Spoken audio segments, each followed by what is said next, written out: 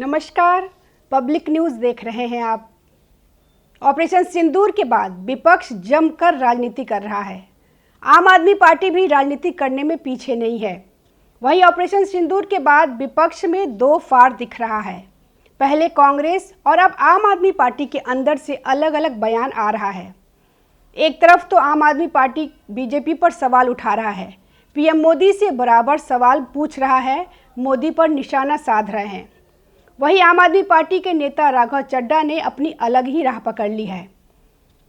राघव चड्ढा ने इशारों में संजय सिंह को आड़े हाथ लेते हुए कहा कि हर समय राजनीति करना जरूरी नहीं है। राघव चड्ढा ने कहा कि इस समय देश हित में बात करना जरूरी है, सेना के पराक्रम की बात करना जरूरी है, न कि विवाद करना।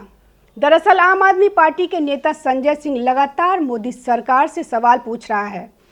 संजय सिंह बीजेपी पर आरोप लगा रहे हैं कि प्रधानमंत्री रैलियों में समय दे सकते हैं, कपड़े दिन में 4 बार बदल सकते हैं, लेकिन पहलगाम हमले की पीड़ित महिलाओं से मिलने का समय नहीं निकाल पाए। संजय सिंह पीएम मोदी से सवाल पूछ रहे हैं कि हमलावर आतंकवादी पहलगाम तक कैसे पहुंचे, अब तक मारे क्यों नहीं गए और क्या ट्रंप के दबाव में सीजफायर घोषित किया गया। उन्होंने बीजेपी के घर घर सिंदूर अभियान को लेकर सवाल उठाए हैं। संजय सिंह ने इसे एक सस्ता राजनीतिक स्टंट बताया।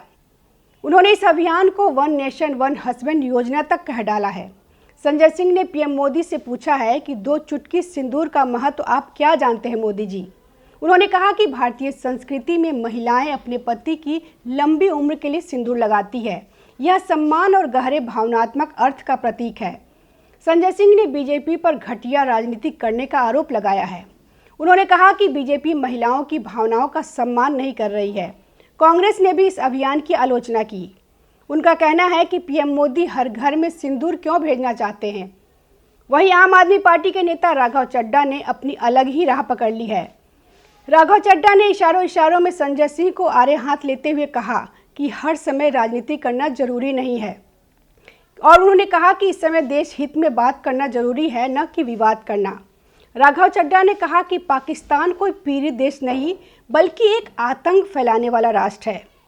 राघव चड्ढा ने आगे कहा कि पाकिस्तान की दशकों पुरानी आतंक मशीनरी को बेनकाब किया। खून और पानी एक साथ नहीं बह सकता, झूठ और कर्ज एक साथ नहीं चल सकता, कूटनीति और कपट साथ नहीं चल सकता, आतंक और सहिष्णुता एक साथ मौजूद नहीं रह सकता। भारत शांति चाहता है, लेकिन अगर उकसाया गया तो प्रतिशोध कोई अपवाद नहीं होगा बल्कि अपेक्षा होगी। कश्मीर के पहलगाम में हुए हालिया आतंकी हमले का जिक्र करते हुए कहा, यह बेहद क्रूर और दुर्भाग्यपूर्ण घटना थी जिसमें 26 निर्दोष नागरिकों की निर्मम हत्या की गई। उन्होंने कहा कि ऐसे मंच पर इस मुद्दे को उठाना आवश्यक है क्योंकि भारत की रणनीतिक स्वायत्तता अब एक बहुध्रुवीय भविष्य में साफ दिखती है। राघव चड्ढा ने कहा कि हमने दुनिया को यह संदेश दिया है कि हम शांति चाहते हैं, लेकिन हमारी शांति को कोई कमजोरी न समझे। यदि कोई दुस्साहस करेगा तो हमारी मित्रता का हाथ तुरंत प्रतिशोध की मुट्ठी में बदल सकता है। नमस्कार। ताज़ा खबरों से जुड़े रहने के लिए हमारे चैनल को सब्सक्राइब करें और बेल आइकन को दबाना ना भूलें ताकि हर खबर की नोटिफिकेशन आपको मिलती रहे।